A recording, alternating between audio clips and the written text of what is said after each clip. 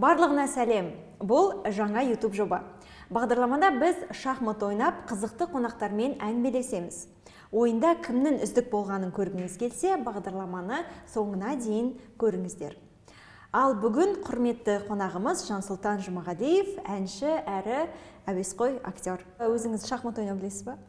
Иә, әкем үйреткен. Кішкентай кезімде. Жасыңыз қаншада болды? Жасым 5 жаста. Сол кезде әкем осы тақтаны тапқанбыз ойнап жүргенде. Сол кезде бұл не деп қызығатын едім, бұл не ойын деп. Сол кезде әкем отырып үйреткен. Иә, бірақ мастер ештеңке ондай жоқ. Ондай болса ойнап көрейік. Ал, ондай болса бірінші жүрісменен? Иә, сізден ақ бастайды. Иә. Жақсы, керемет ойнайсыз деп айтады. Сіз қайда үйрендіңіз? 2 ходтан кейін уже керемет ойнайсыз. Мен де кішкентай кезімде әкем үйреткен болатын. Әлі күнге шейін әріптестермен ойнаймын. Әсіресе біздің звукорежиссер өте жақсы ойнайды, Алмаз деген. Яғни шахмат ойнаған кезде мен миым тынышталады, жаңа ойлар келеді, жаңа идеялар келеді деген сияқты. Ол дұрыс, иә. Осымен келісемін. Иә. Ал. Жалпы өнерге жақын адамсыз, иә? Сол жағын айтып кетсеңіз, жалпы сіз өнерді таңдадыңыз ба, әлде өнер сізді таңдады ма? Сіздің ходыңыз қазір, ойланып отырып жауап беріңіз.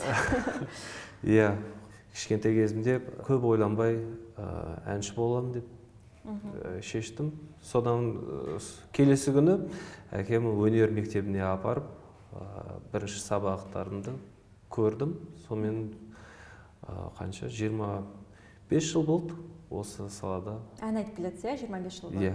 Мен сізді қазір білмеймін. Басында сіз де жақсы ойнайсыз. Шахматта покер-фейс деген нәрсе бар. Иә. Сол білмеймін, енді не выдавать себя и не показывать козырей, так скажем. Сондықтан білмеймін, енді позиция. Әлі мені оқи алмай отырсыз, иә? Иә, мен сынағымнан өтпей жатырмын әлі. Өтіп кеттіңіз, енді мен не істерімді білмей қалдым. Иә, кімнің ходы қазір? Менікі. Қазір мен жүрем, иә.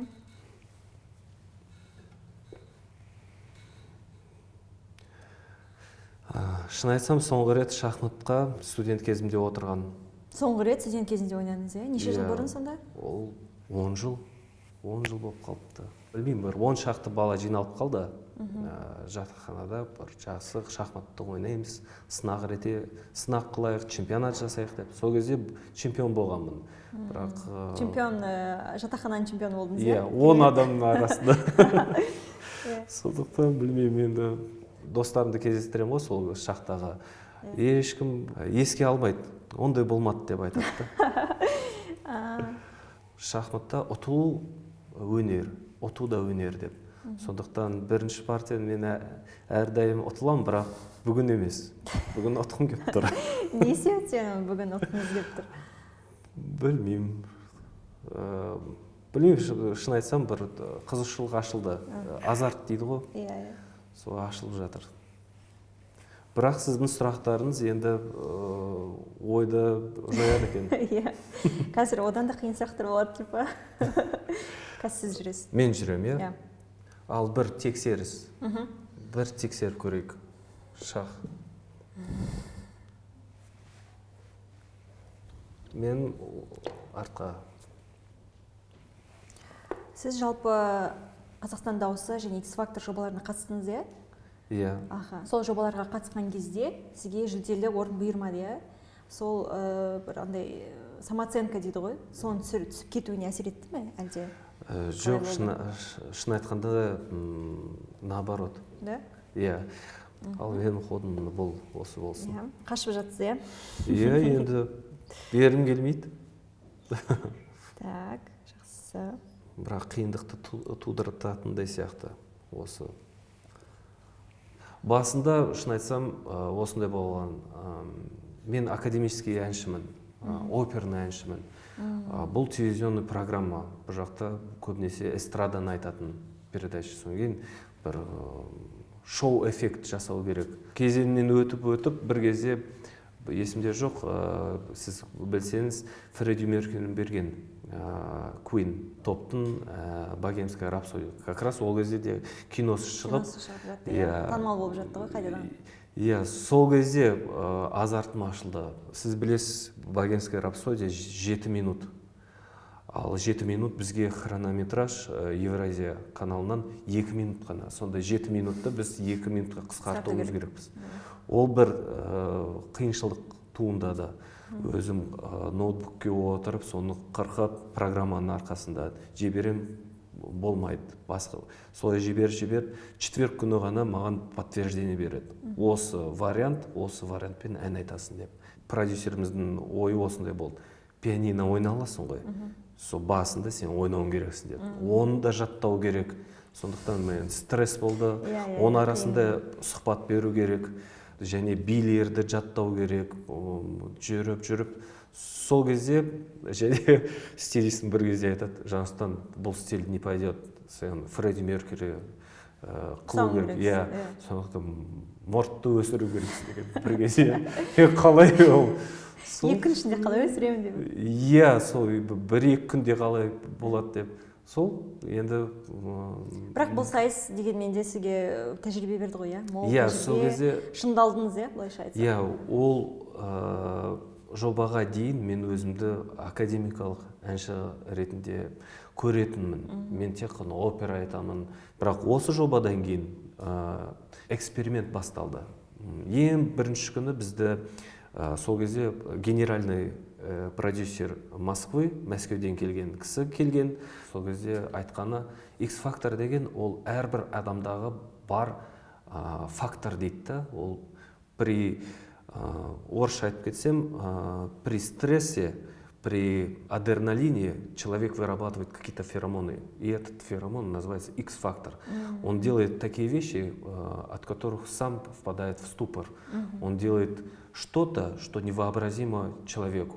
Поэтому вы должны проявить вот этот свой X-фактор деп бізге сөзін айтқан, бір шабыт тандыртып.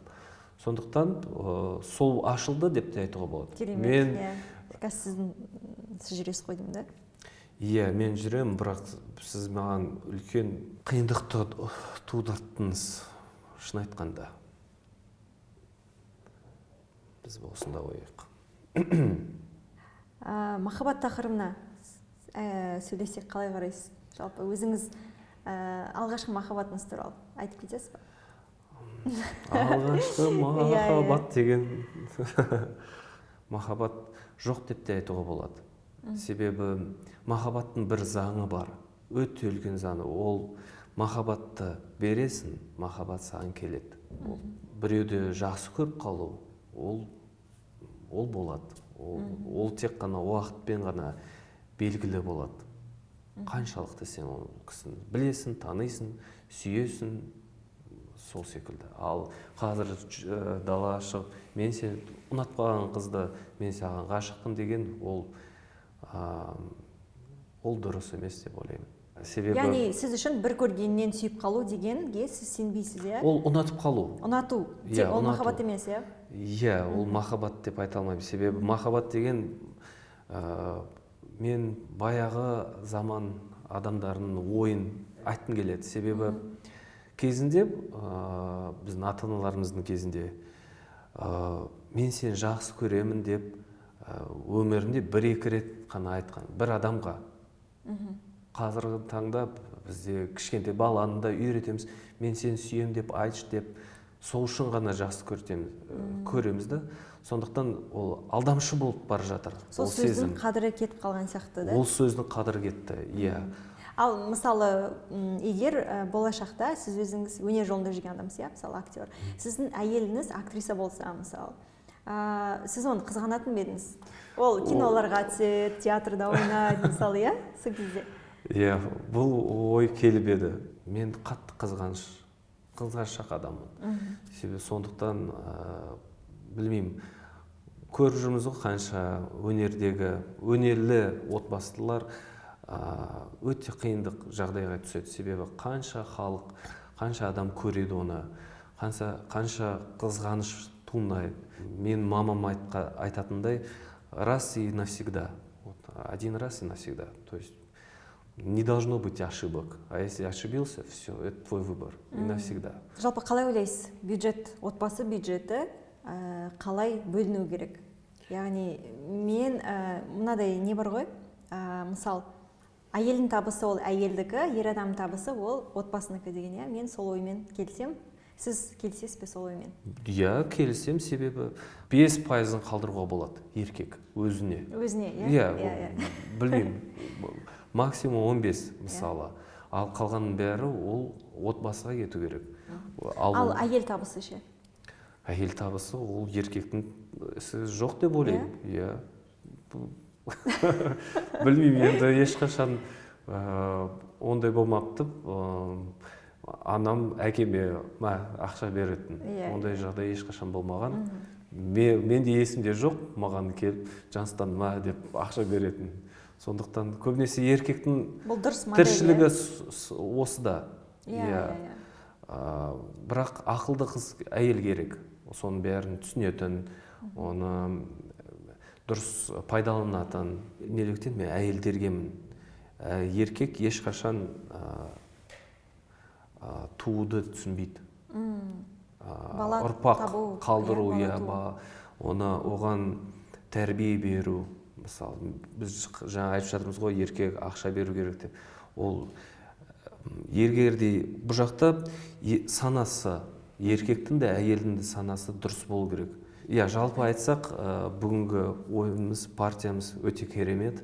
Жақсы партия болып шықты, келесі рет міндетті түрде ойнайып шығайық. Иә, әрине, біз осы партияны уақыт тығыздығынан осылай қалдырып қоямыз, иә. Бірақ тағы бір жолы, тағы бір рет сізбен сұхбаттасу барысында осы ойынды жалғастырамыз.